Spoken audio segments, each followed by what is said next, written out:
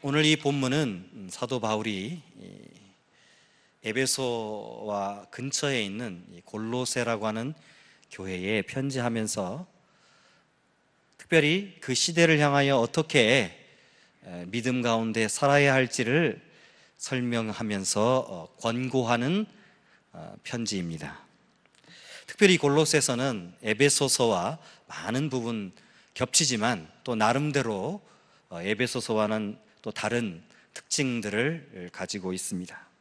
물론 지금 이 자리에서 이 골로새서와 에베소서에 비교하는 특징을 말씀드릴 수는 없지만 문장과 여러 가지 표현들이 조금은 다릅니다. 그 이유가 아마도 지역적인 또 상황적인 차이들 때문에 나타나는 것 같습니다. 특별히 이 장에 와서 사도 바울은 한 가지 굉장히 중요한 점을 설명하려고 합니다. 그게 뭐냐면 4절에 아무도 교묘한 말로 너희를 속이지 못하게 하려 함이라 이렇게 되어 있습니다. 즉 지금 우리가 오늘 읽은 이 본문의 말씀을 설명하기 위해서 아주 중요한 구절 하나를 사도 바울은 설명해 주고 있는데요. 그게 뭐냐면 아무도 교묘한 말로, 이게 좀 잘 이해가 안 되는데 속임수 또는 사기 또는 거짓, 그렇게 해서 다른 사람을 속이려 하는 그런 지혜, 이런 것들을 말합니다. 이런 것들로 너희를 속이지 못하게 하는 것이 지금 목적이다, 이렇게 설명해 주고 있습니다. 그렇다면 우리가 한 가지 알 수 있는 것은 무엇이겠습니까? 지금 이 골로새 교회가 무엇인가 지금 굉장히 속고 있는 상태에 있다고 말할 수 있는 것이죠. 아마 이 사도 바울은 이 문제 때문에 이 골로새 교회를 향하여 편지를 하고 있었던 것일 겁니다. 그렇다면 이 골로새 교회를 속이고 있는 것이 무엇이었을까요? 아마 첫 번째로는 이 골로새 교회를 속이고 있었던 것이 철학이었습니다. 8절을 우리가 잠깐 읽어볼까요? 시작. 누가 철학과 헛된 속임수로 너희를 사로잡을까 주의하라. 이것은 사람의 전통과 세상의 초등학문을 따름이요 그리스도를 따름이 아니니라. 여기서 철학이라고 하는 것은 일반적으로 학식을 가지거나 공부를 한 사람들이 가지고 있는 보편적인 사고를 의미합니다. 이 당시에는 플라톤 철학이 사실은 모든 사고와 교육과 학문의 기초였는데요, 이 철학적인 사고를, 즉 플라톤 철학의 기초에서 사고하고 생각하는 것, 그래서 세상을 바라보고 세상을 판단하고 세상에 그렇게 살아가는 모습을 가지고 있었습니다. 일반적으로 플라톤 철학의 핵심이 뭐냐면 세상은 악하다는 거예요. 물질은 악하다는 것이었습니다. 그러니까 일반적으로 이데아의 세계, 또 우리말로 우리 교회적인 이야기로 하면 영적인 세계와 이 세상을 분리시켜 가지고 마치 영적인 세계를 추구하면 좋은 것이고, 이 세상에 살아가는 것은, 또 세상적 물질적인 것은 악하다, 이렇게 생각하는 사람들이 이 당시에 많이 있었습니다. 그러나 우리가 중요하게 생각해야 될 게 뭐냐면, 거룩이라는 단어는 우리가 어떤 거룩한 삶을 살아가냐 살아가지 않느냐에 따라서 기준되어지는 것이 아니라 우리가 하나님의 것으로 구분되어졌느냐 구분되어지지 않았느냐에 따라서 구분되는 것입니다.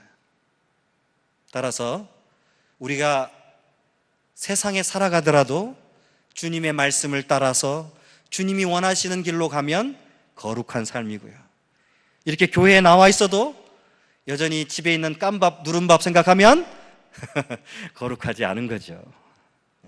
그러니까 어떤 곳에 있느냐가 거룩이냐 아니냐의 문제가 아니라 지금 내가 누구에게 속해 있느냐. 그런데 이 플라톤 철학의 영향을 받았던 당시 시대 사람들은 물질적인 것은 악하니까 그런 얘기하면 조금 좋지 않은 것이고, 마치 영적인 얘기를 하면 굉장히 훌륭한 것처럼 생각할 때가 많았습니다. 그래서 그 이름이 영지주의라는 이름을, 영적인 지식이라는 뜻이거든요, 명칭을 받았죠. 그래서 이들의 사고방식을 따라서 생활하니까 주님이 말씀하신, 하나님께서 말씀하신 말씀의 법과는 다른 기준을 갖게 되고 다른 방식으로 살아갈 수밖에 없게 되었어요. 그래서 이 속임수의 첫 번째 방식이 뭐였냐면 바로 철학 또는 초등학문에 기초하여서 세상을 살아가는 것입니다. 우리가 이럴 때가 많죠. 어떨 때가 많냐면 누구누구 얘기를 들으니까 그렇게 하면 잘 산대, 누구누구 얘기를 들으니까 그렇게 하면 좋은 데 간대, 좋은 걸 얻는데. 여러분, 물론 좋은 걸 얻을 수 있지요. 그러나 그것이 그리스도인의 삶의 기준은 아니라는 것입니다. 그리스도인의 삶의 기준은 오늘 말씀처럼 그리스도를 따라서 살아가는 것, 즉 주님의 말씀, 주님께 배운 대로 살아가는 삶의 모습이야만이 여러분 옳은 것입니다. 그래서 우리의 기준이 세상의 초등학문, 세상의 가치, 세상의 기준을 따라 살아가는 것이 아니라 주님의 말씀을 따라 살아가는 것, 여러분 그것이 우리의 중요한 가치가 되어야 하기 때문에 이렇게 철학으로 우리를 속이려 하는 자들을 조심하라고 말하고 있는 것입니다. 두 번째는 뭐였냐면 16절을 한번 읽어보도록 하겠습니다. 시작. 그러므로 먹고 마시는 것과 절기나 초하루나 안식일을 이유로 누구든지 너희를 비판하지 못하게 하라, 이렇게 되어 있습니다. 이것은 무엇을 상징하는 것일까요? 유대주의를 상징하는 것입니다. 유대인들은요, 할례를 받아야 되고 음식도 가려 먹어야 되고 또 안식일에 대해서 아주 철저하게 지켜서 안식일을 안 지키면 돌로 쳐서 죽였습니다. 그러니까 안식일을 안 지켜도 된다, 주일을 안 지켜도 된다, 그 뜻이 아니라 이것은 단순히 무엇을, 어떤 날을, 한 날을 지키느냐 지키지 않느냐로 마치 그 날이 미신화되는 것을 의미하는 것이죠. 할례를 받아야 구원을 받는다 라고 말하는 것과 같은 것입니다. 그렇지 않다는 것입니다. 다시 말해서 두 번째 문제는 뭐였냐면 바로 유대인들이 자신들이 가지고 있는 하나의 율법적인 기준을 가지고 판단하는 것입니다. 그래서 넌 율법을 잘 지켰으니까 좋은 그리스도인이야, 너는 율법을 안 지켰으니까 너는 예수 믿어도 그리스도인이라고 말할 수 없어, 이렇게 말하는 것이죠. 그러나 기준은 율법의 행함이 아니라 믿음에 있다는 것을 우리는 잊어서는 안 됩니다. 그래서 오늘 사도 바울은 오늘 6절 첫머리에 그러므로 이렇게 설명하면서 너희가 그리스도 예수를 주로 받았으니 라고 설명해 주고 있습니다. 우리는 세상의 초등학문도 아니고요, 율법주의자들도 아닙니다. 유대인들도 아니라는 거죠. 우리는 그리스도를 주로 받은 사람들이라는 것입니다. 그러니까 우리의 기준은 무엇이겠습니까? 세상의 철학이나 초등학문의 기준이 아닌, 물론 그것을 많이 알면 세상에 살아가는 삶이 편할 수 있겠죠. 또 그것을 많이 알고 있으면 세상에 좀 더 다른 사람보다 더 앞서 나갈 수는 있겠지만, 그러나 그것이 우리의 판단의 기준이 될 수는 없다는 것입니다. 왜냐하면 우리는 그리스도를 주로 받았기 때문입니다. 여기서 주라는 말은 두 가지 의미를 설명할 수 있습니다. 하나는 뭐냐면 말 그대로 우리가 상전이나 보스 같은 그런 사람들을 일컬어서 주인님 이렇게 말하는 표현입니다. 그러니까 주님이 우리의 주인이라는 것은 우리는 그분의 종이라는 뜻이죠. 그러니까 종은 주인의 말씀을 따라 살아가야 하는 삶을 사는데, 내가 주인이 되어서 살아가면 주님을 따라가지 않겠죠. 주님께서 야 너는 이 밭에 가서 오늘 일을 해라, 그런데 아이고 주님 그렇게 말씀하지 마세요, 제가 볼 땐 저 밭에 가서 일을 하는 게 옳습니다, 이렇게 말하는 사람은 참된 종이 아니죠. 그러니까 주님께서 말씀하신 대로 살아가는 삶이 아니라 내가 원하는 대로 살아가는 삶은 주님을 주로 모시고 있는 삶이 아니라는 것입니다. 두 번째로 주라고 하는 말은 이게 헬라어에서 온 큐리오스라는 단어인데요, 이건 70인경에 여호와, 즉 구약 히브리어 성경에 여호와라는 단어를 표기하기 위해서 사용되었던 단어입니다. 그러니까 예수님, 당신이 바로 여호와이십니다, 당신이 하나님이십니다 라고 고백하는 단어이죠. 이 두 가지가 모두 다 의미하는 바입니다.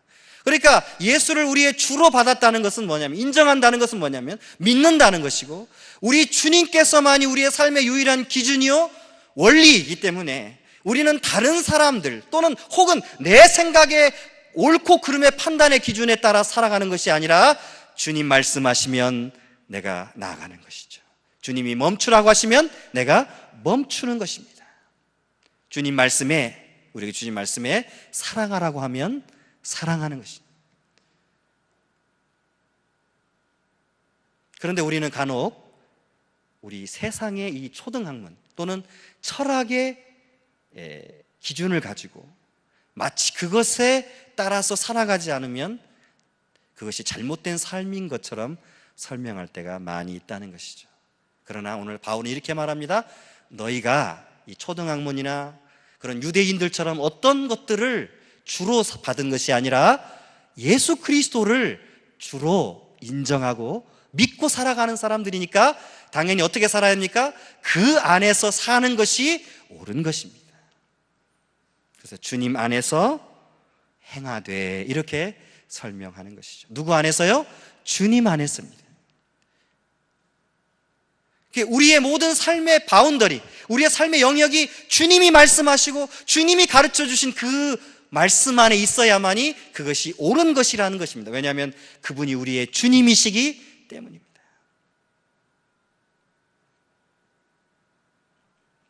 이런 문제 때문에 세상의 것, 세상의 기준 또는 때로는 정말 유대인들이 얼마나 하나님을 열심히 믿었습니까?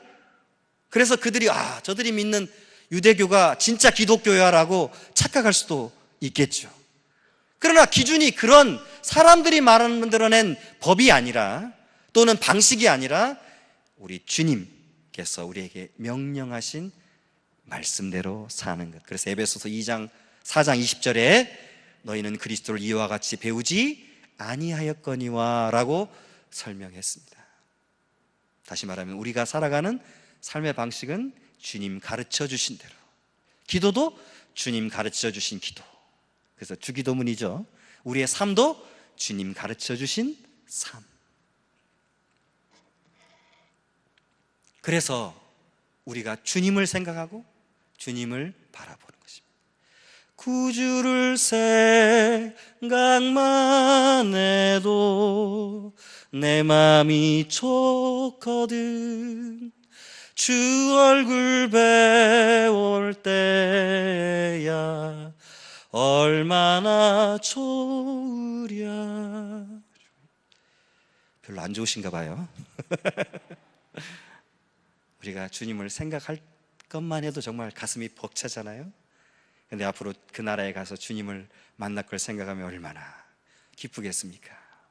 세상에 있던 고통, 괴로움, 시련과 절망과 좌절과 모든 그 어려움들이 이제 주님 만날 때 여러분, 그것이 기쁨이 되고 그것이 능력이 되고, 그래서 우리가 주님을 향해서 할렐루야, 주님을 찬양하는 그런 삶 가운데 살아가는 것이죠.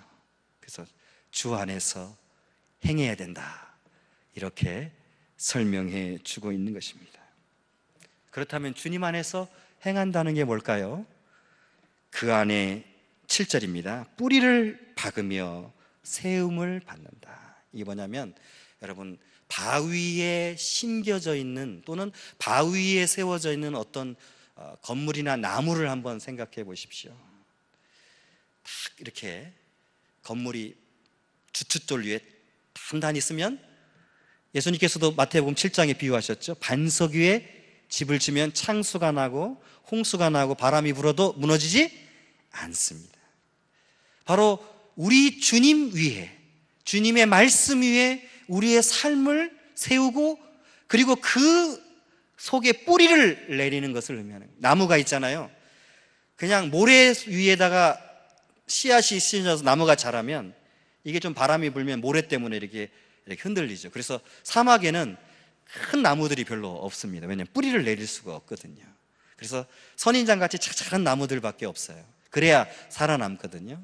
근데 시냇가에 있는 나무들을 한번 상상해 보십시오. 하늘 향해서 쭉쭉 뻗으면서 땅을 향해서 뿌리를 쭉쭉 뻗죠. 견고하게 서서 그 시냇가에 흐르는 나무, 시냇물을 양분을 삼아서 자라나는 거예요. 마치 우리의 신앙의 모습이, 우리의 삶의 모습이 주님의 말씀에 뿌리 내리고요, 주님의 반석 위에 세워져서 흔들리지 않고 무너지지 않고요, 아무리 세상의 풍파와 환란이 우리들에게 다가와도 주님의 말씀처럼 너희가 환란을 당하나 담대하라, 내가 세상을 이기었노라 하신 그 말씀을 기억하면서 우리가 주님 그분을 우리 마음에 품고, 또는 우리가 주님의 그 말씀에 뿌리를 내려서 견고하게 서서 살아간다는 것을 의미하는 것입니다. 이것이 주님께서 우리에게 가르쳐 주신 교훈이요, 주님께서 우리에게 살아가기 위하여 삶을 살아가도록 요청하시는 것입니다. 여러분의 그 마음의 믿음이 그 그리스도의 말씀에 뿌리 내려서요, 어떠한 바람에도 흔들리지 않고 나아가는 것입니다. 그렇게 되기를 주님의 이름으로 축원합니다. 그래서 믿음에 서서, 믿음에 서서, 믿음으로라는 말을 오늘 사도 바울이 사용합니다. 믿음으로. 이것은 우리의 능력에 의해서 이루어지고 있는 것이 아니라는 것을 의미하는 겁니다. 주님께서 우리에게 주신 선물이고, 그 주님의 말씀 가운데 설 수 있는 것도 바로 주님께서 주신 믿음 가운데 있는 것입니다. 그렇기 때문에 우리의 삶을 살아가는 동안에 믿음이 중요한 것입니다. 주님을 믿는 믿음, 그 믿음을 가지고 우리는 살아가고, 그 믿음 속에서 우리는 말씀에 근거한 믿음 속에서 우리의 신앙이 뿌리 내려지는 것, 그것이 바로 그리스도 안에서 행하는 것입니다. 여러분, 그렇게 될 때 우리의 마음의 기쁨이, 감사함이 충만해진다고 말하고 있는 것입니다. 우리는요, 감사하기를 원하고 기뻐하기를 원해요. 그런데 그 방법을 자꾸 세상이나 내 자신이 원하는 충족감에서 찾으려고 노력합니다. 그걸 충만이라고 생각해요. 내가 원하는 것 채워지면 감사합니다. 내가 원하는 것 채워지지 않으면 하나님 왜 저한테 응답을 하시지 않나요? 그리고 내가 무엇인가 좋은 것, 사람들이 부러워할 만한 것이나 사람들이 이렇게 좋아하는 것을 내가 갖게 되면, 주님께서 이러한 은혜를 주셔서 나는 이러한 사람이 됐어라고 뿌듯해하다가도 어느 순간에 조금의 시련만 오면 무너져서 우리가 힘들어하는 우리들의 모습을 발견하게 됩니다. 뭔가 좀 문제가 있죠, 사실은요. 왜냐하면 잘못된 원인을 우리가 가지고 있기 때문입니다. 오직 우리의 감사는요, 믿음으로부터, 우리 주님의 말씀에 세워진 그 견고함으로부터 나오는 것입니다. 우리 자신들의 어떤 노력과 우리 자신들이 가지는 부유함이 아니라 우리 주님으로부터 오는 부유함이죠. 그래서 이 충만이라는 단어를 여기서 사용할 때, 세상에는 많은 충만이 있습니다. 그죠? 세상에는 많은 충만이 있어요. 그래서 이렇게 가득 차고 저렇게 가득 차고 저렇게 가득 차서 좋아 보여요. 그러나 그것이 진정한 의미의 충만이 될 수 없고요, 오직 그리스도 안에 있을 때만이 진정한 의미의 충만이 되는 것입니다. 그래서 사도 바울은 에베소서 1장에 그리스도를 우리의 교회의 머리로 주셨는데, 바로 그것이 모든 것을 충만케 하시는 자의 충만이다, 이렇게 설명했습니다. 바로 그리스도가 머리 되어서 우리를 통치하시고 다스리시는 그 삶의 원리, 믿음의 원리만이 유일한 충만이다. 그러니까 그 충만으로 인해서 우리의 마음이 감사하고 기쁘고 감격함을 느끼는 것입니다. 여러분들이 구주를 생각만 해도 내 마음이 좋거든, 주 얼굴 배울 때 얼마나 기쁠까라고 하는 제 찬양을 조금 전에 여러분 했는데요, 어떤 사람들은 주님 보면 좋지, 근데 지금 내가 당장 힘든데, 이렇게 낙심하고, 아니 주님 주시라고요, 좀 제발 왜 저한테는 안 주세요, 이렇게 살아가는 사람들이 많이 있죠. 근데 우리는 이렇게 찬송합니다. 응답하신 기도에 감사, 거절하신 거에 감사. 장미의 감사, 장미꽃의 감사, 장미꽃 가시의 감사. 뭘 얘기합니까?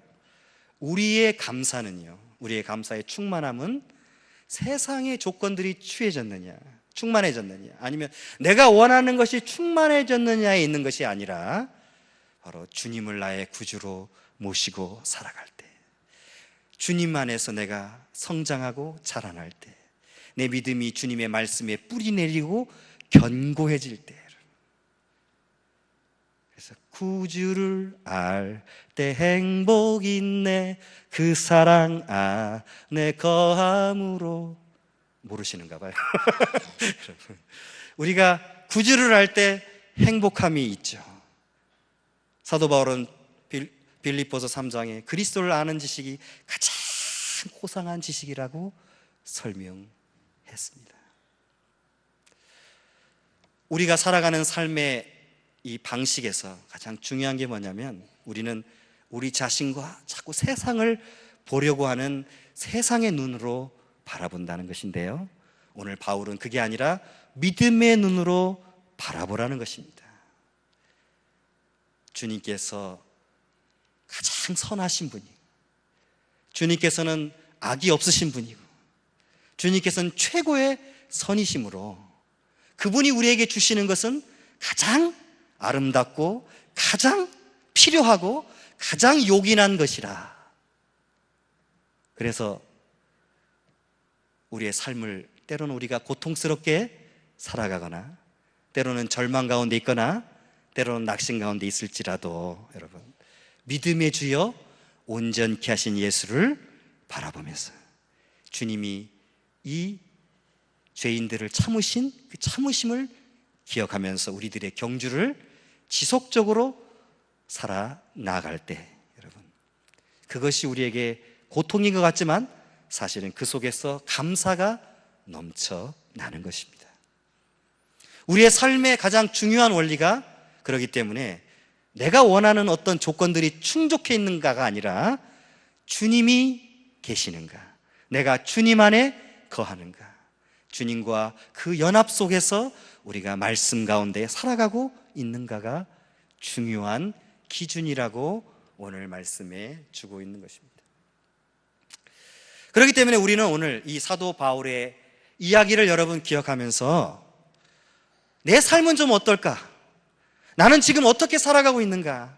조금만 부족해도 주님 외치고 그것 때문에 그냥 안달이 나서 외치고 있는 삶은 아닌가? 아니면 아니요, 하나님의 나라와 의가 우선입니다, 하나님의 나라가 먼저 이루어지기를 소망합니다라고 기도하며 살아가고 있는지. 그래서 그 믿음 안에서 우리가 주님으로 말미암아 뿌리 내리고 견고하여서 세상에 어떤 것들이 내게 없을지라도, 여러분, 하박국의 기도처럼 여호와로 말미암아 즐거워하며 구원의 하나님으로 말미암아 내가 기뻐하리라고 고백하면서 여호와는 나의 힘이시라 나의 발을 사슴과 같게 하사 나로 나의 높은 곳에 다니게 하신다는 사실을 믿고 살아가는 것인지 우리가 확인해 봐야 할 것입니다. 이제 결론을 좀 맺고자 합니다. 사랑하는 내일교회 성도 여러분,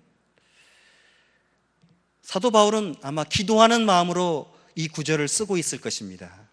여러분들이 그리스도 안에서 뿌리 내리고 견고해져서 믿음으로 말미암아 너희들이 배운 대로, 가르침을 받은 대로 너희의 기쁨을, 감사를 충만하게 하라, 이렇게 기도할 겁니다. 저도 오늘 여기서 이렇게 강단에 설교하지만 저도 이렇게 기도하는 마음으로 여러분에게 선포합니다. 세상의 가치와 판단과 기준이 아니라 우리 주님이 옳은 것입니다. 우리 주님의 말씀이 옳은 것입니다. 그걸 쫓아가시기를 바랍니다. 그것만이 우리의 기준이 되시기를 바랍니다. 때로는 유혹이 올 것입니다. 아담과 하와에게처럼. 하나님 이렇게 말했어? 아니, 타협하고 말씀과 다른 얘기를 우리가 자꾸 우리 마음속에 내놓을 수도 있을 겁니다. 그럴 때마다 여러분 믿음으로, 아니, 주님께 배운 대로 살아야 해 라고 끊임없이 여러분 외치면서 여러분의 신앙의 모든 삶을 여러분 주님의 말씀 위에 세우시기를 간절히 축원합니다.